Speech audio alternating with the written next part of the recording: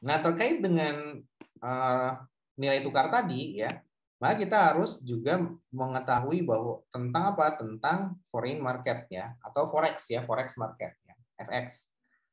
Nah, di sini ada rate, yang dimakan rate itu adalah dalam bentuk persen ya. Ada ask rate, ada bid rate ya. Nah, kalau ask rate itu at the rate at which the bank sells the foreign currency. Nah, berapa rate gitu ya, suku nilai tukar ya, kalau bank itu menjual si foreign currency-nya. Maksudnya apalah, adalah gini, maksudnya itu adalah gue mau beli ya, mau beli apa namanya, misalkan di BRI gitu ya, di BRI. $1 adalah 13.400 misalkan ya. Kemudian di Bank Mandiri ya, BMRI, BBRI. Nah, di BMRI $1 adalah misalkan 14.000 ya. Nah, nanti kamu tinggal sebetulnya ini ya udah, harganya berapa, Pak? 13.000 deh. Penawarannya 13.000 gitu ya. Nah, kita mau membeli dolar. Ya, ini caranya bacanya adalah 13.000 Rp ya. 13.400 ya. Seperti itu ya. Rp 13.400. Nah, sekarang kita mau beli dolar nih ya, mau beli dolar. Ya, kalau kita mau beli dolar ya kira-kira gimana, Pak? Ya udah, tinggal lu punya uang berapa ya. Nanti ya tinggal dibalik satu ya. Kan nanti akan menjadi, kita punya uang 1 juta rupiah. Akan dapat berapa dolar? Ya udah, tinggal dibalik aja ya. Tinggal dibalik, ini kan Rp 1 jutanya ya. Nah, kita ingin mengonversinya menjadi dolar ya, menjadi dolar. Nah, maka kita pindahin ke bawah. Berarti nanti 1/3.000, 13.400 ya. 1/Rp 13.400 sama dengan di atasnya dolar ya. Nah, gitu kan? Nah, maka dikali dengan Rp 1 juta ya. Nah, seperti ini. Nanti Rp kan dicoret, ini dicoret ya. Nah, ini tinggal 1 juta dibagi 13.400. Nah, itulah jumlah dolar yang akan didapatkan. X misalkan ya. Nah, yang namanya ask rate itu adalah apa? Ketika lu mau beli gitu ya, di papannya itu kan sering ada tuh ya, di apa, kalau di bank itu ya sering ada berapa dolar, jam berapa, ini berubah-ubah gitu ya. Nah, nanti biasanya kalau datang ke teller, saya mau beli, Mbak gitu. Ya udah, di penawarannya 13.400. Kalau cuma belinya dikit mah nggak akan bisa dinego. Tapi kalau kamu punya nilai, punya uang 10 miliar, nah baru nanti masuk ke manajernya gitu. Nah, negonya di situ biasanya. Nah, negonya gimana? Ketika dinego, nah ya udah, dapatlah harga yang lebih rendah, misalkan jadi 13.000. Nah, itulah yang dinamakan bid rate ya. Ketika dinego, dieksekusi di harga berapa? 13.000 ya. Ya udah, maka inilah harga yang negotiated, yang disepakati, dan itu menjadi bid rate. Nah, ask rate-nya yang mana? Ask rate-nya adalah yang 13.400. Ini menjadi ask rate-nya. Ask gitu ya. Ini menjadi bid. Nah, inilah yang disebut bid bid ask spread ya. Nah, perbedaan antara 13.000 dengan 13.400 berarti kan ada spread sebesar 400 ya.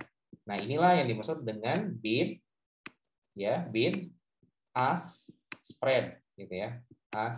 Susah amat sih. Pokoknya itulah. Oke, jadi 400 inilah yang dimaksud dengan bid ask spread. Nah, ini ya. Nah, itu ya perbedaannya. Jadi, perbedaan antara penawaran dengan harga pembayaran ya. Seperti itu. Nah, oke, simple, gampang, dan nggak susah. Nah, ini baru kalian pengen ilmu ya. Ini baru ilmunya. Saya minum dulu kali. Habis. Haus ya. Kalian pengen ilmunya. Nah, ini gue kasih loh. Kasih. Nah, ilmunya adalah seperti ini ya. Jadi, kontribusi tim analisis resiko BUMN. Oh my God. Tanggal berapa sih sekarang? Oh, besok jam 8 pagi. Masya Allah. Besok saya rapat dengan staf ahli menteri. Serem, bosku. Ya udah deh, lanjut.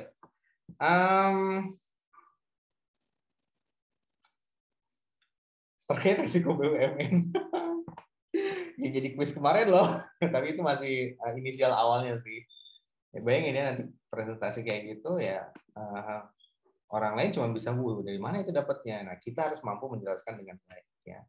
Jadi mereka nggak melihat dari apa caranya ya, dijelasin aja caranya kayak gimana. Nah, tapi mereka nggak butuh dengan datanya, apa angka-angkanya. Mereka cuma pengen tahu arti dari angka itu apa. Nah, seperti itu ya kalau kalian berhadapan dengan top level officials ya. Pinter banget ya Bu Menteri itu, Masya Allah. Pinter banget, keren.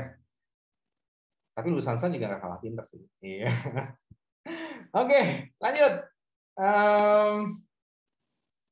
Selanjutnya adalah arbitrage market ya, atau pasar arbitrase. Nah, jadi seperti ini ya. Nah, di sini pada dasarnya, nah ini yang menyenangkannya ya. Apa yang disebut dengan pasar arbitrase? Ya kan, kalian sering dengar ya, kalau di forex atau nggak pernah dengar ya. Nah, emang ini biasa kalau yang senang main forex ya. Nah, pasar arbitrase adalah bahwa dia proses untuk jual beli ya, jual beli atau beli jual ya, buy and sell. Kalau di Amerika itu istilahnya buy dulu baru sell gitu ya. Kalau di kita kan jual beli dulu. Nah, jual dulu baru beli ya. Jual beli di lebih dari satu pasar ya, atau satu negara gitu ya, lebih dari lintas negara gitu ya. To make a riskless profit. Jadi untuk mendapatkan profit yang tanpa resiko. Nah, maksudnya apa? Artinya apa? Maksudnya ketika kita jual beli, kita harus di mata uang yang dia itu liquid. Sama kayak saham modelnya ya. Saham itu ada LQ45 ya. Nah, dunia forex juga ada yang pakai LQ45. LQ45 ini adalah saham-saham yang very liquid, yang paling sering diperdagangkan di bursa efek. Efek lagi. Efek ya. Nah, maka ada 45 perusahaan yang paling sering diperdagangkan di bursa efek. Dan ini ada kriterianya, WTP 3 tahun terakhir, dan kawan-kawan, banyak banget. Nah, dan ini berarti sudah dipercaya oleh pasar, bahwa ketika kita beli saham ini, maka ini disebut juga sebagai saham besi. Nah, seperti itu ya. Beberapa sih ya, yang paling atas biasanya seperti CBP, BBRI, kemudian BMRI, kemudian juga yang paling ini adalah BBCA ya, BBCA sama Unilever. Nah, ini adalah saham besi. Nah, kenapa? Karena karakteristik itu gampang dijual ya, dan harganya mahal. Nah, sama ini juga ketika kalian bermain forex gitu ya. Nah, maka di sini ada yang liquid juga, yang liquid. Ya, apa liquidnya itu, Pak? Lah kalau kalian beli mata uang Uganda gitu ya, emang ada yang mau beli? Nah, kayak gitu kan, jadi ya kayak gitulah. Jadi memang tidak semua mata uang itu liquid ya. Ya kalau kamu beli mata uang Zimbabwe gitu, kan gede tuh, Zimbabwe itu paling tinggi loh, paling apa ya, paling rendah di dunia Zimbabwe ya. Zimbabwe, nah di sana itu beli mie aja 1 miliar, 1 miliar mata uang yang 1 miliar dolar Zimbabwe. Nah artinya apa? Kalau kita beli mata uang Zimbabwe, kita bisa dapat triliunan, ya seperti itu. Nah jadi dan kita pindah ke negara sana, kita bisa beli banyak hal gitu ya. Nah, itu. Cuman masalahnya adalah ada yang mau membeli nggak? Ya, selain warga sana. Paling kalau warga sana doang yang beli, itu pun kalau laku gitu ya di sana. Nah, tapi di negara Malaysia mau beli nggak mata uang Zimbabwe? Ya kagak, nggak dipakai. Nah, beda halnya kalau dolar. Di mana-mana laku. Nah, itulah dolar seperti halnya BBCA dan Unilever. Ya nggak juga sih. Kalau Unilever belum sebanding sama dolar ya. Ini sebagai contohnya sahamnya Apple gitu ya. Sahamnya Apple, sahamnya Microsoft gitu ya. Nah, itu kayak dolar. Jadi di mana-mana kalau kalau Apple sama Microsoft dia kan hanya di NYSE ya, New York Stock Exchange ya. Jadi di Wall Street saja, tidak masuk di bursa Indonesia ya. Nah, tapi kalau dolar itu masuk ke bursa forex di berbagai macam negara, laku ya. Nah, makanya yang riskless itu adalah kalian harus pilih mana mata uang yang memang mata uang besi ya, laku di mana-mana, dolar di sana ya, euro ya. Sama satu lagi cuan ya, cuan teh. cuan mata uang Cina ya. Yuan. maaf, yuan ya. Sama sekarang ini adalah real ya. Rial Arab Saudi. Nah, ini mata uang yang paling laku, sama yen sih, maaf ya, yen.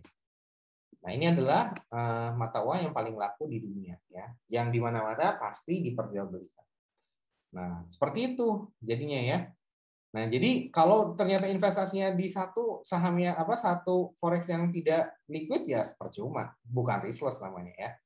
Nah, oke, nah seperti itu. Kemudian, nah, karena di kita jualannya itu tidak di bursa Indonesia aja, tapi lintas bursa ke bursa negara lain, maka ada yang namanya cross rate ya. Cross rate itu apa? Nilai tukar antar bursa ya, nilai tukar antar bursa. Nah, seperti itu ya. Nilai tukar antar bursa. Baik itu bursa Indonesia maupun bursa di Malaysia ya. Nah, di sini computation of exchange rate for currency from exchange rate of two other currencies ya. Jadi intinya mah perbandingan adalah dua mata uang ya, dua mata uang. Nah, mata uang dan di negara yang berbeda. Seperti itu ya. Nah, inilah yang dimaksud dengan pasar arbitrase. Ya, jadi contohnya adalah kalau ini melibatkan 3 negara ya. Citibank itu di Amerika, ya. Kemudian nih US, Barclays di UK, Dresdner di Jerman ya. Jerman ya. Jerman itu namanya ya. Germany ya gitu ya. Jerman. Nah, di sini pada dasarnya adalah apa? Kita memiliki uang 1 juta US dollar. Nah, masalahnya bukan rupiah dong. Rupiah cuma laku di Indonesia doang ya. Ya, makanya ya, mata uang ini nih ya, pounds, dolar ya, dan euro. Nah, seperti itu ya. Nah, kalau kita punya uang misalkan 1 juta dolar, ya, kalau kita punya uang misalkan, kalau di kita mungkin bukan dolar dulu inisialnya, tapi kita inisialnya adalah rupiah dulu, gitu ya. Rupiah dulu, misalkan rupiahnya adalah 10 miliar, 1 miliar, gitu ya. Nah, kita konversikan nih, nanti ke dolar atau ke euro, gitu ya. Nah, bisa kayak gitu ya. Nah, jadi kayak gitu. Nah, kalau di sini Tiltman memberikan contoh ya dolarnya, karena mata uang negaranya adalah dolar, ya. Nah, oke. Nah, kemudian punya uang 1 juta dolar. Nah, maka daripada ngendep gitu aja, mending diputerin. Tapi diputerinnya udah lintas negara, lintas bank, gitu ya. Nah, seperti itu. Nah, ini juga bisa dilakukan di apa namanya? Sebetulnya kalau arbitrase itu kan dilakukan di beda negara, karena kalau di satu negara bisa aja sih, tapi profitnya nggak akan ya bisa besar juga tergantung tekniknya ya. Tapi ini konsepnya ini adalah untuk multinasional ya, untuk internasional ya. Jadi diterapkan di negara yang berbeda.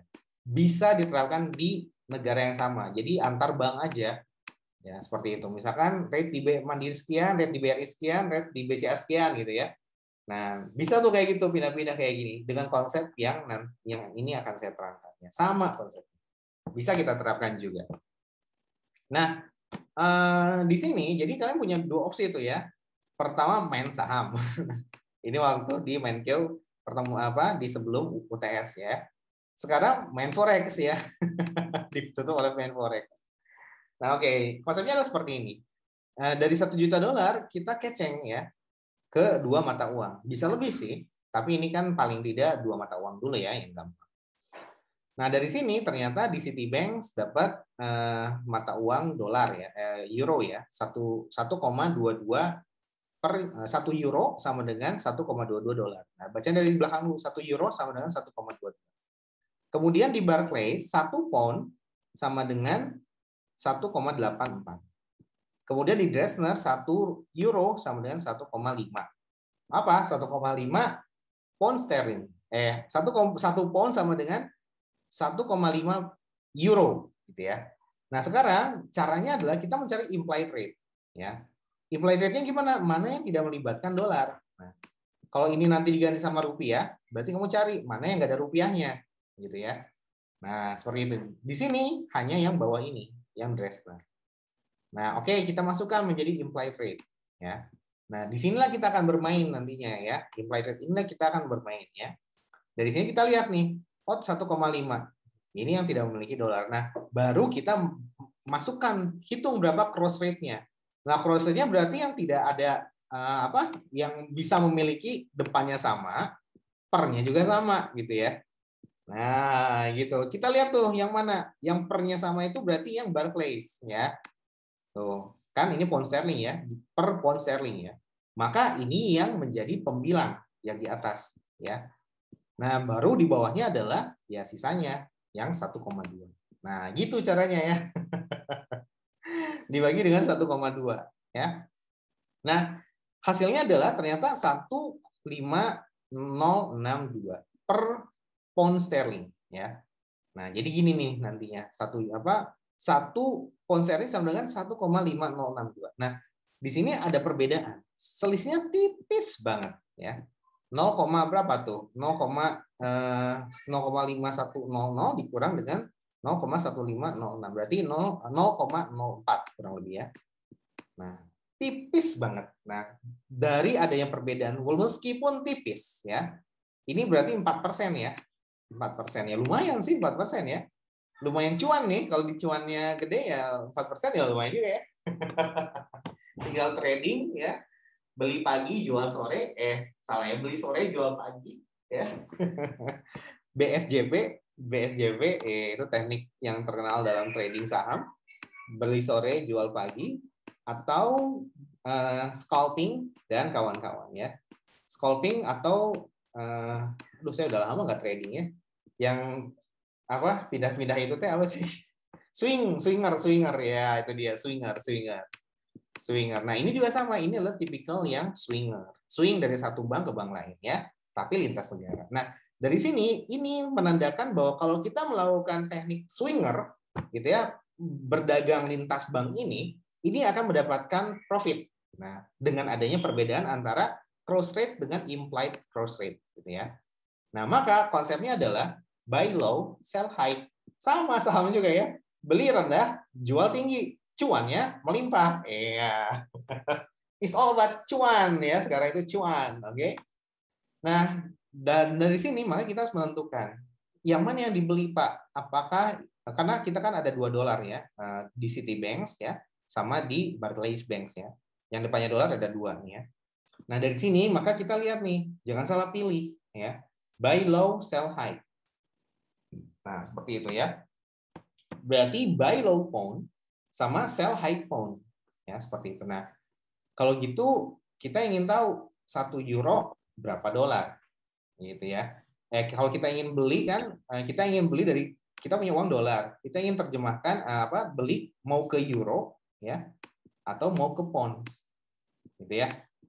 Nah, artinya kan kita cuma tinggal membagi aja ya. Maksudnya tuh kan 1 euro adalah sama dengan 1,22 dolar ya, dolar. Nah, berarti kita punya uang dolar ya, kita punya uang dolar. Ingin dikonversi ke euro, maka kita tinggal giniin aja.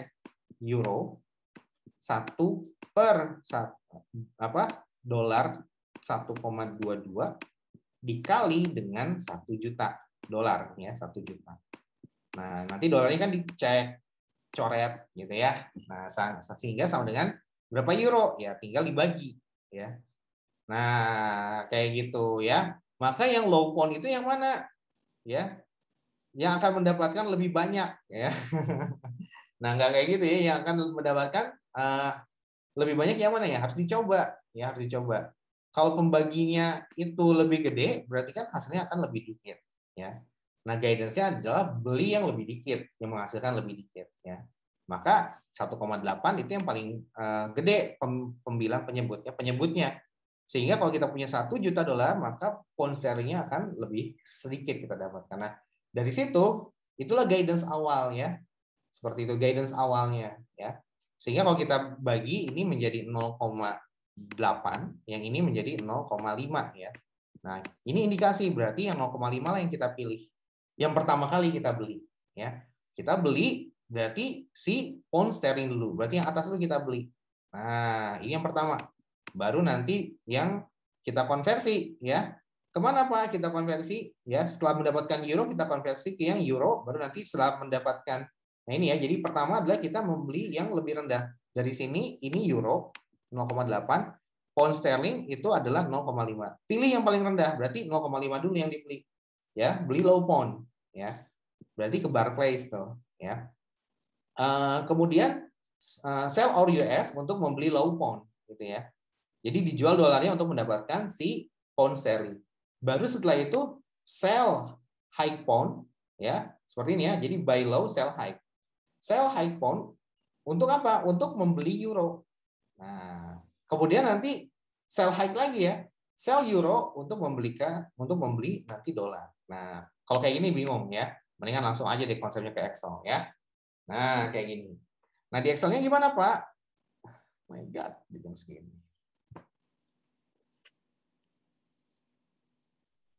Oke, di Excelnya adalah ya kayak gini ya. Nah, ini sama dengan yang tadi ya, 1,2, 1,8, 1,5. Nah, ini implied rate-nya, gitu ya. Beda ya? Oh, sama ding. Ya. Jadi yang pertama apa tadi? Yang pertama sell US to low pound, ya. Seperti itu ya. Nah, oke. Nah, di sini kan udah dapat tuh ya, bedanya adalah 0,004. Oh, tadi bukan 4% ya, saya kurang 0 ya berarti. Oh iya, 0,004 ya. Ya, berarti 0,4% ya. Nah, tadi kan udah didapatkan ya. Ini menandakan bahwasanya akan ada perbedaan ketika kita melakukan arbitrase antar negara. Nah, seperti itu. Nah, kita beli buy low, sell high ya. Mana yang kita pilih? Nah, yang kita pilih tadi ya. Kalau kita bandingkan gitu ya, ada dua ini. Nah, ini sudah saya ininya ya. Kalau kita mau beli pertama apa dulu? Bisa beli US bisa beli euro atau bisa beli pound. Tapi cari yang paling rendah. Nah, kalau dibagi 0,5. Nah, ini paling rendah. Ya udah berarti kita strateginya adalah beli pound sterlingnya ya. Nah, ya udah di sini berarti yang pertama adalah sell US to low pound ya. Maka 1 juta ini kita translasikan ke berapa pound sterling ya, seperti itu. Caranya gimana? Ya udah tadi ya, tinggal dibagi ya. Tinggal 1 juta dibagi dengan si pound sterlingnya berapa? 1,8 ya. Nah, ini gimana penjelasannya kenapa dibagi, Pak? Nah, kenapa dibagi kayak gini caranya ya. Kan kita udah tahu ya bahwasannya tadi gini ya. Nah, ini kan per pound ya. Nah, jadi saya tafsirkan deh ya. 1, USD ya. USD 1,8 per pound sterling. Gitu ya. Nah, kita punya uang USD 1 juta ya, 1 juta. Nah, maka kita ingin merubah berapa kalau kita punya uang 1 juta, kita ingin mengkonversi ke euro. Gitu ya. Maka gimana, Pak? Ya udah, tinggal ini aja diubah. Ya, tinggal ini aja diubah. Menjadi berapa? Menjadi 1 per 1,8 euro. Gitu ya. Salah. Pounds ya. sorry.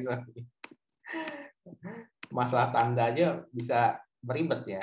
Oke, jadi pound dulu ya yang kita inikan ya, 1,8 ya. Gimana sih tandanya? Gini maksudnya ya, pounds ya. Nah, kita ingin mengkonversikan dari dolar ke pounds ya, seperti itu. Nah, kemudian ya udah tinggal dibalik aja 1,8 pound sterling. Nah, ini ya. Nah, dari sini maka ya udah tinggal dikalikan aja dengan 1 juta ya. Seperti itu. Oke, ini kan nanti per dolar ya, bawahnya itu kan dolar. Ya, maka tinggal dikalikan 1 per 1,8 dolar gitu ya. Ya, ini kan adalah pounds ya, dikali dengan 1 juta dolar ya. Maka ini tinggal dicoret. Nah, kayak gitu ya. Nah, nanti hasilnya adalah 543 sekian. Nah, seperti ini. Nah, kemudian ini tinggal dibagi ya, sudah tuh tinggal dibagi. Nah, kemudian kita dapat 500 pound ya. Kita jual ke euro gitu ya. Jadi dari pound ini ya, kita udah dapat pound ya. Maka kita konversikan 1 pound kita jual kemana? Ke euro dulu sebelum nanti balik lagi ke dolar gitu ya. Ke euro dulu ya. Nah, cari yang selain dolar pokoknya ya. Misalkan ada yen, nah ke yen dulu bisa gitu ya. Jadi kita oper dulu dari pound ke euro. Tektok gitu. Dari sini oper nih bolehnya ke euro. Ya udah tinggal kita lihat berapa kalau kita punya 500 pound dapat berapa euro? To high euro ya. Nah, dari sini kan 1 pound sama dengan 1,51 euro. Berarti 1 pound kali 1,51 apa? 1 pound adalah 1,51 ya. Jadi 1 pound ya. Pound sterling itu gini ya. Nah, 1 pound sama dengan 1,51 euro. Nah, gitu ya. Dan di sini kita udah dapat 543 pound. Ya tinggal dikalikan berarti ya dengan 543. Nah, gitu ya. Oke, seperti itu.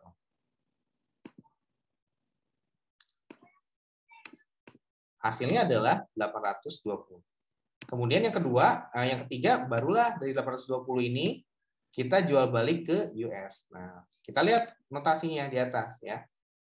Dapatlah 820 euro ya. 820 euro ya, berarti satuannya euro nih ya. Nah, maka kita ubah ke dolar. Nah, kita kembaliin ke atas dari sini. 1 euro berapa dolar ya. Tinggal ya dikalikan aja. 820 dikali dengan 1,2 yang atas ya. Berapa hasilnya? 1 juta sekian. Nah, ini ya, jadi tinggal dikalikan aja. Nah, dari sini kita dapatlah selisihnya. Berapa selisihnya? Selisihnya adalah antara ini dikurang dengan yang 1 juta ya. Sama dengan 2.538 dolar. Nah, lumayan kan, cuma pindah-pindahin dari rekening aja kita bisa mendapatkan tambahan duit cuman sekitar 2.000 dolar. Nah, ini dapat berapa persen gainnya nih? Tinggal dibagi aja. Ini dibagi dengan yang ini ya, dijadikan persen. Nah, hasilnya adalah 0,3% ya. Ya, lumayan lah dapat 2.000 dolar ya. Lumayan buat jajan cilok, ya nggak sih? Nah, sekarang bagaimana Pak dampaknya? Kalau awalnya kan kita jual ke low pound ya. Ya, low pound-nya itu jadi pilihannya kan tadinya dua, mau jual ke euro atau ke pound ya. Pilih yang paling rendah, yang low ya. Berarti ini pilih yang pound. Nah, dari sini kalau ternyata kita salah strategi, ternyata kita jual ke euro dulu gitu ya. Nah, kalian bisa eksekusi kayak gini ya. Bisa coba trial and error. Hasilnya adalah nanti dapatnya 997 ya. Ini kalau dijual ke euro dulu, bukan ke pounds ya. Nah, dari sini nanti tinggal ternyata rugi itu. Nah, rugi nih ya. Ruginya berapa? 2531 ya. Nah, dari 997 dikurang dengan 1 juta. Udah deh dapat kerugiannya, tinggal ini dibagi dengan 1 juta. Nah, gitu ya. Nah, dapat deh. 0,3 juga ya. Ini 0,25, ini 0, berapa? 254, 38, 25, 38. Ya, mirip-mirip sih. Nah, ini 2532. Ya, mirip-mirip lah ya. Nah, bayangkan kalian salah strategi bisa amsyong. Bisa rugi ribuan dolar. Ya, lumayan ya. Makanya kalian ketika ingin bertransaksi forex arbitrase kayak gini, kalian harus bikin simulasi dulu. Ya, simulasi seperti ini. Oke?